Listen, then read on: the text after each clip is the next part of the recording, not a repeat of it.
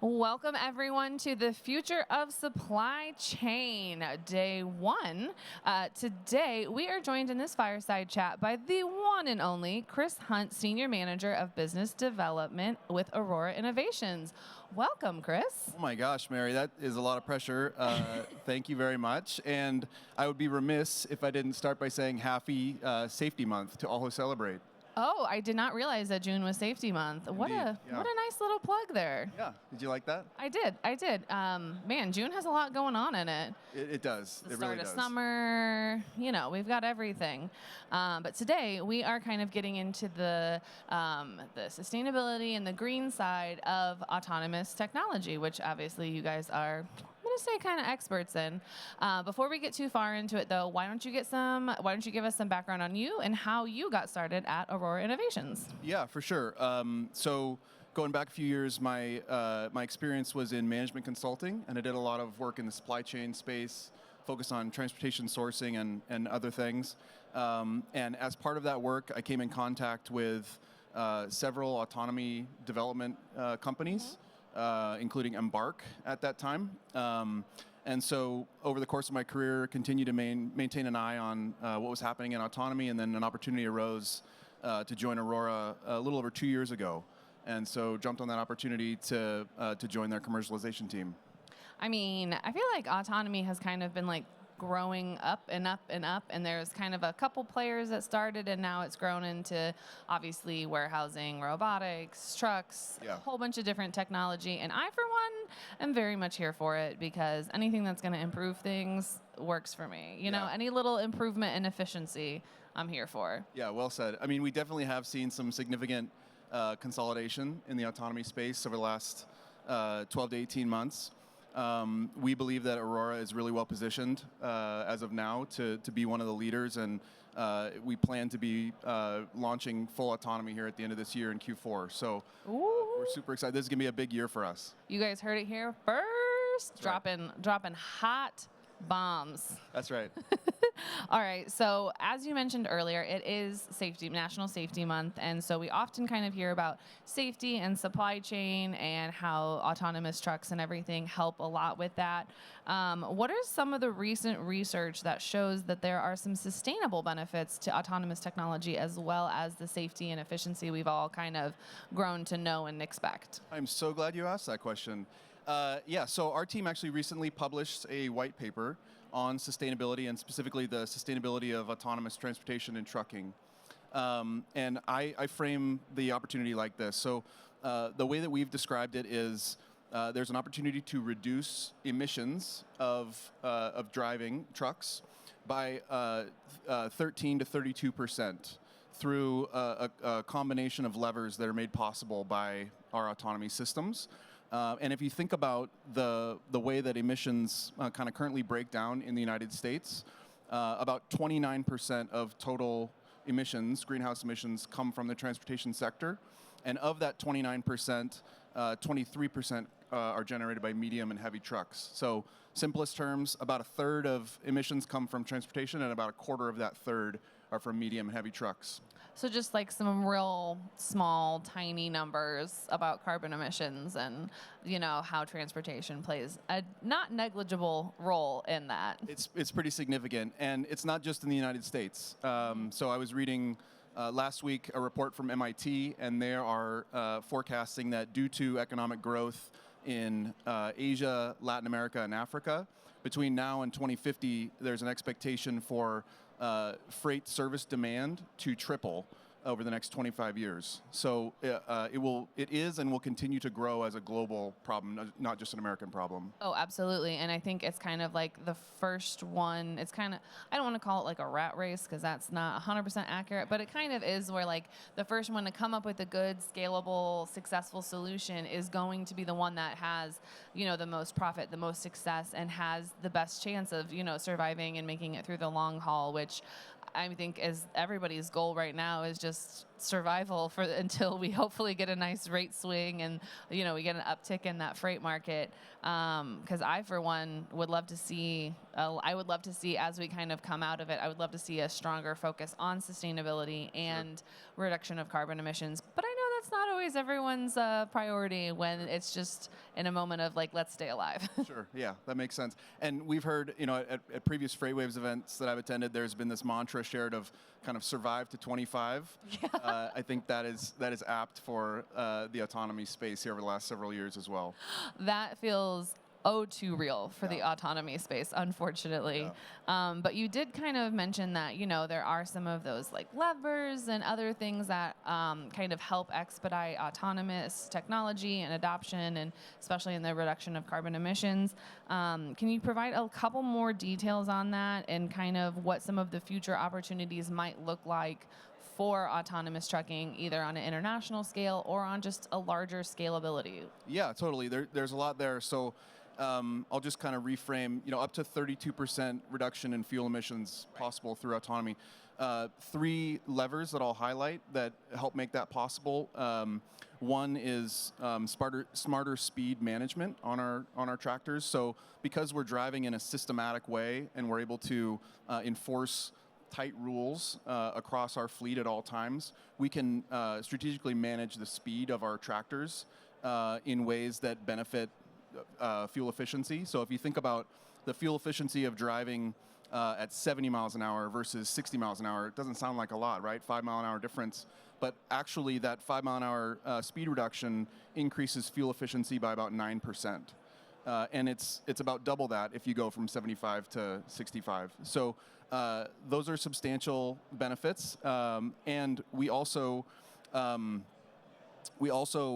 look at opportunities to reduce idle time. So there was a study done several years ago, and there was a conclusion that from the Department of Energy that the average long-haul trucker spends about 1,800 hours per year idling. And those 1,800 hours of idling consume about 1,500 gallons of diesel. Because of due to the nature of our autonomous system and the fact that we don't need to take breaks for things like lunch and other reasons, valid reasons, we can reduce that idle requirement substantially and reap the associated efficiency gains. And then separately, there are eco-driving considerations that are possible through our autonomous system. So when I say eco-driving, I'm referring specifically to smarter decision-making around acceleration, coasting, and braking. And those decisions are made possible by the distance at which our perception systems can view the world around the truck. Right. So our LiDAR is a proprietary system that enables perception range of over 500 meters. And so if you compare that to what a human driver is able to see as they're operating, it's about a 9-second advantage in many use cases. And so you can think about kind of how much value that 9 seconds can unlock in terms of better decision making about acceleration, coasting, and braking on the road. It's kind of like when you're first learning how to drive and your parents are teaching you like, hey, if you hurry up and accelerate really quickly, you're going to get less gas mileage. But it's 24/7 in the car or in the truck, and it's doing it on a much larger scale than just you in a passenger vehicle trying to extend that gas as long as you can so you don't have to fill up. But for me personally, when you say that you guys there's that study on the idle times, I would love to see a reduction in idle time specifically at shippers and times that drivers see that, because I love reducing idle time for driving during non-traffic hours, or like you said, you guys don't have to, since you don't have to necessarily abide by the 10-hour rule because there's not a driver.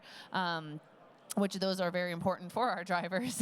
But I do like that fact, and I would love to see, I think if we got shippers on board to reduce idle times even more, then with the advancement of autonomous technology, bing, bang, boom, we're in and out, and no longer are we having to wait 3 to 4 hours to get loaded, which I have many, many carriers I'm sure would absolutely love that as the future. That's right. And you brought up a really important point, which is the hours of service limitation. So as we remove the requirement for hours of service limitations with the autonomous tractor, we also remove certain pinch points in the schedule. So for whatever reason, an operator might be running behind late on their schedule. They might need to speed up to make certain delivery windows. Because we do not have the hours of service limitations, we can maintain those speeds to maintain the fuel efficiency that we're targeting. Which is absolutely key, because as anyone who's taken a really long road trip knows, if you're going 40 miles an hour and then stopping and going 70, or having to stop and go, stop and go, or all the times, that does eat into your efficiency. And if you can just coast, it's nice and simple. Right. But you guys have mentioned that most recently in this white paper that you guys have put out, that that it's the enhancement of the sustainable and this autonomous technology has actually helped with the adoption of clean energy powertrains. Do you mind sharing a little bit about that? Yeah, I don't know if I would say that it has already, but we certainly see a path to doing so in the near future.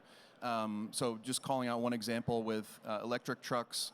It really is sort of a chicken or the egg problem, right? Because you need the infrastructure available to charge those electric vehicles to make it viable. Mm-hmm. But in order to justify the investment of installing that infrastructure, you need a certain volume of electric trucks on the road. And so it becomes a question of, well, which comes first? With our autonomous transportation technology, we can increase, and we will increase, the utilization of those tractors, so we can significantly decrease the time to realize ROI on those infrastructure investments. And by a higher utilization of the tractors, you're amortizing those fixed costs much more quickly. I absolutely love that, because that is something, like you said, it's the ultimate chicken and the egg problem. Like, okay, we need one without the other.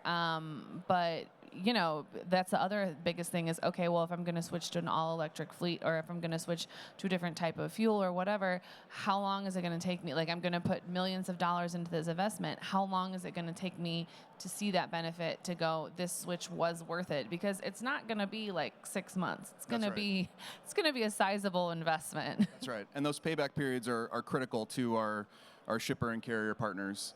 The second example that I would point to in terms of the ways in which we're going to help accelerate the more efficient powertrains coming to market is more efficient management of the range capabilities of those vehicles. So if you think about a diesel truck, simple math, 200 gallons on the truck at any given point in time as a maximum. You're getting 6 to 7 miles to the gallon, so you're at about 1,200 to 1,400 mile range.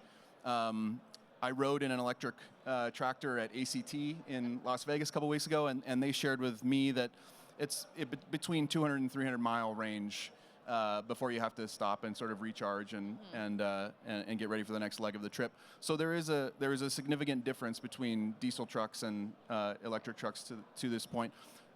However, we talked about the elimination of hours of service requirements, and so our autonomous tractors are going to be well positioned to be able to manage those restrictions on the range in a way that a human driver may struggle, just given the fact that stopping and recharging and all the different steps in between are going to eat up your available hours of service and make it challenging to complete some of the longer routes. I am kind of curious, though, because obviously it makes sense to kind of start rolling this technology out with your shorter hauls, other stuff like that. I am curious for like some of those longer 800-900 mile situations, where it will, or what that mileage band that will balance it out of, like, it's actually faster to do an autonomous truck that with like an electric energy or whatever, or something like that, versus a diesel and a driver. I'm kind of curious as to like where that, if anything's faster, or like where that balance out is. Well, I think if I understand your question correctly, I think the short answer is we're still figuring that out on our side. But I will say, certainly when you're within that kind of single charge distance or radius, so that 200, 300 mile range, there shouldn't be any degradation. And then the faster we can develop the capabilities to recharge those electric vehicles, the smaller that difference will become over time. And that's the part that I am probably the most excited and the most looking forward to, is what that looks like in the future and how those improvements come along. Because we know where we stand now, it can only go up from here. Yeah.